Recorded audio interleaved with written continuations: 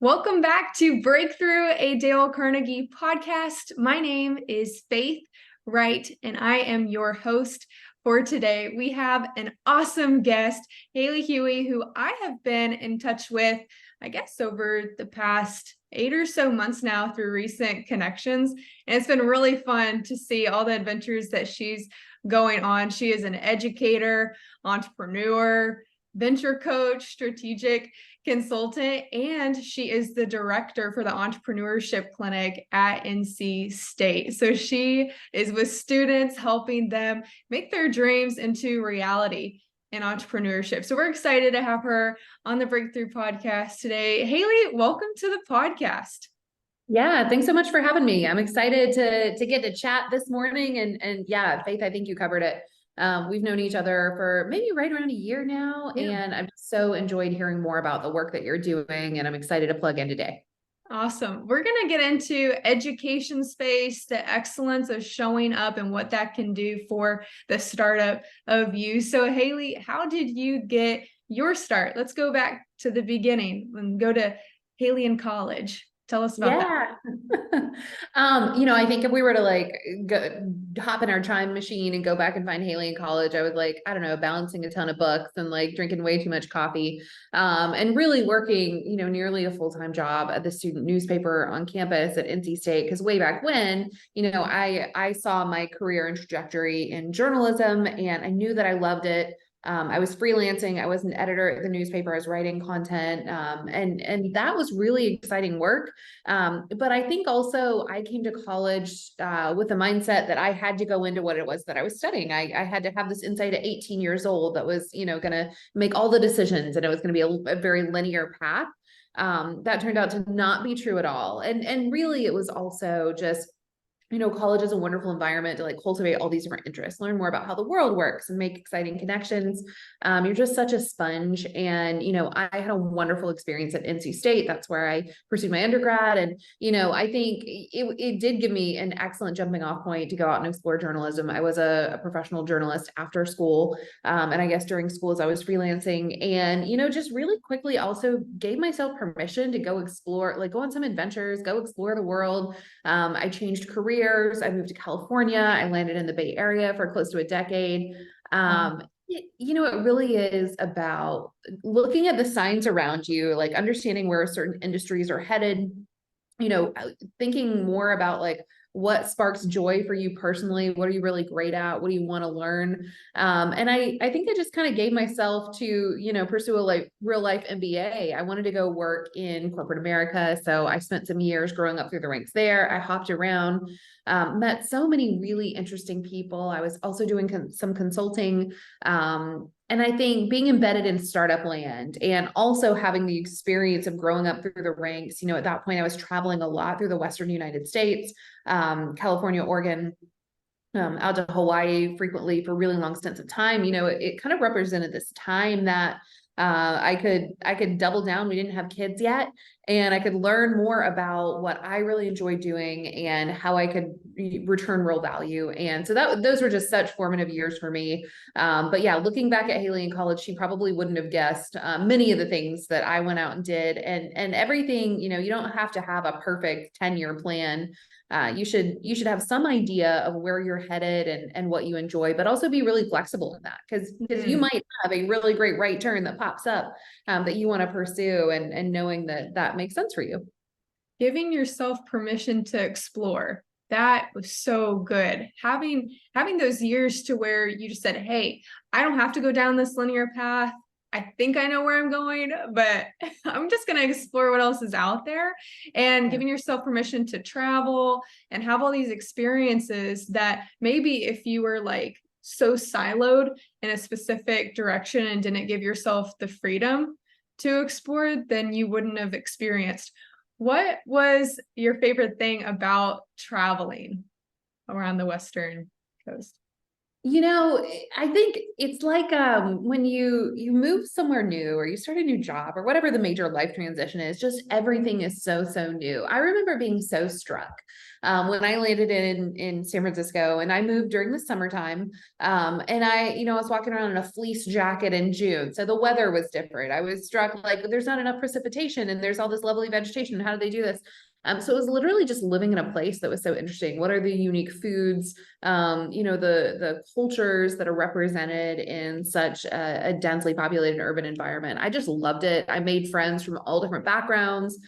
Those who were from that area, those who were outside. I made a lot of international friends, and that really helped expand my horizons. I got way more into travel around that period because I think it is just like this exploration mindset that helped me, move out of this. Okay, you've declared this, you're going to do this. Here's your next step, and there are all these progressive like promotions and things like that. I accomplished some of that as a journalist. And I think that just gave me early confidence to say, okay, great. I'm not losing ground. This is my time. I can choose how to manage it. Maybe by the time I'm 25, 30, whatever the age graded goal that you set is, and just sort of saying like, I'm going to go soak this up for this period of time. So yeah, for me, it was literally an exploration of the senses. And it was just a fantastic experience to go out and say, I'm going to take some language classes in the evening, and I'm going to go out and learn this specific skill. I was also, doing some freelance work with events at a florist and designing weddings and things like that outside of my day job. So it really was, when I say I was like a sponge, I mean that in the most literal sense. I was just out there to get experience in all these different areas. And it truly was, it wasn't meant to be a forever choice either. I think that's the other thing. Sometimes a short story is as powerful as a novel. I was there for about a decade. I met my husband there. Have so many great friends that we stay in touch with. We even recruited some of our best friends to move back to North Carolina, who had never been to North Carolina before. And so, you plant all these seeds, and if you're smart and you develop authentic relationships and you're really interested in learning and contributing value, I'm just a believer that comes back to you. Oh, that's so good. So good. Keeping your mind open and planting seeds. And I'm sure 25-year-old Haley didn't know that maybe the skills that she was gaining then, even though it wasn't going to be her forever career, would come in handy in today, present Haley. So what do you think some of those skills were that you gained that now help you today? Yeah. Sometimes people put pressure on themselves. Do I want to work in a startup? Do I want to go into corporate America? Specifically, is this the industry for me? Again, I kind of threw those rules out the window, and maybe that's the right approach. Maybe it's not. But I vividly remember, I had been progressively promoted a couple of times in my role. I was learning a lot about sales and customer retention and how to work with marketing. What's the connection between product and marketing and sales and marketing? And, how might you work really effectively with a CFO of an organization to drive top line, bottom line revenue? How might you set KPIs that actually make sense for your organization? And that was all really helpful. I'm downloading systems left and right. There's just so much to learn. I knew nothing, looking back, I just knew nothing. And it was so helpful to learn that on the go.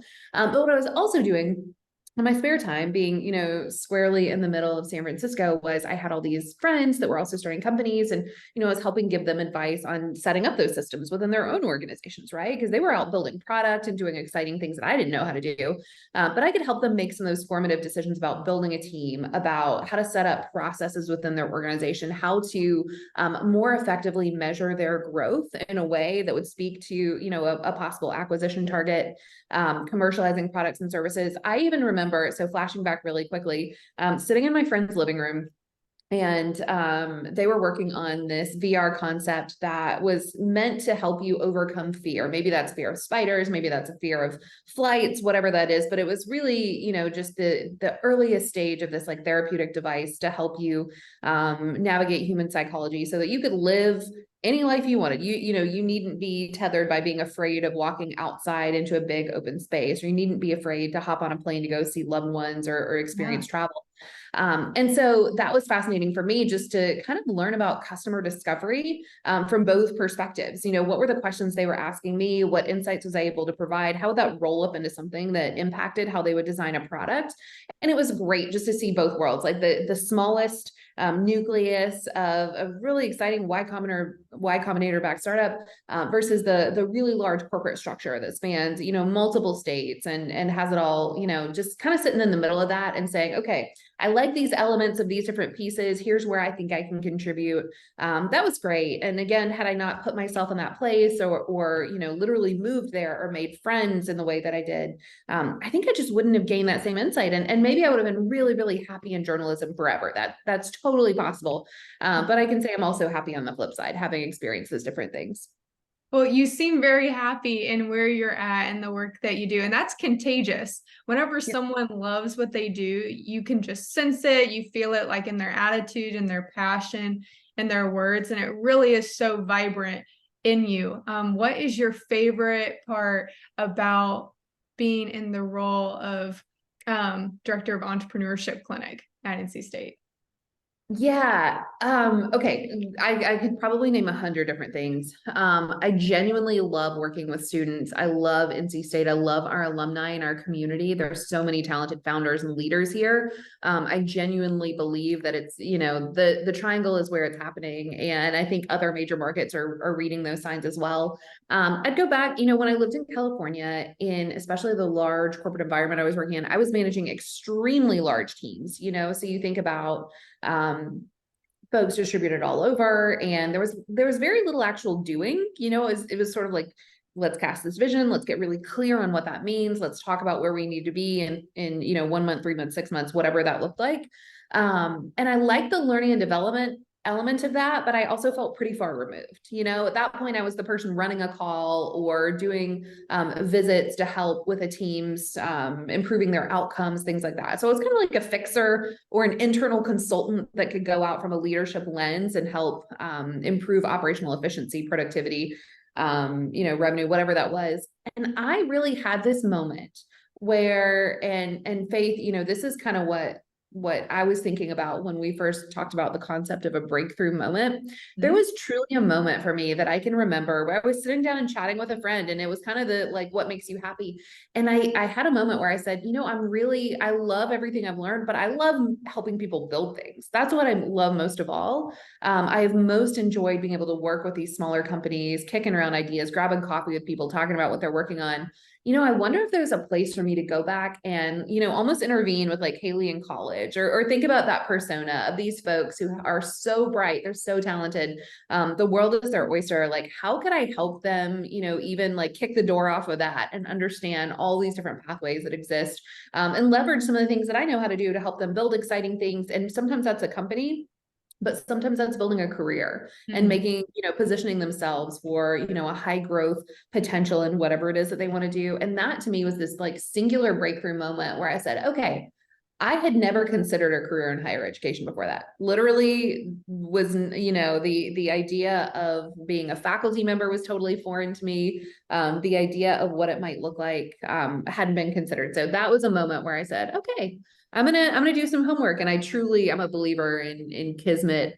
And I think that, it was really serendipitous that there was an opportunity to come and build programs here at NC State, and return to a place that I love, with all of the stars kind of aligning in terms of my husband and I wanted to start a family and we wanted to buy our first house and all of those things, and just being kind of ready and thoughtful and saying, all right, let's put it out there and kind of see what it was. And, it just worked out so well. So the things that I love are helping people build things, careers and companies, and just really like reinvesting in our community and beyond. I see that passion so evidently in you. You love to help create and build. That is such a unique calling too, and passion, because a lot of people are deciding, okay, do I want to be in corporate America or entrepreneurship? And it took you a few years of exploring to figure that out.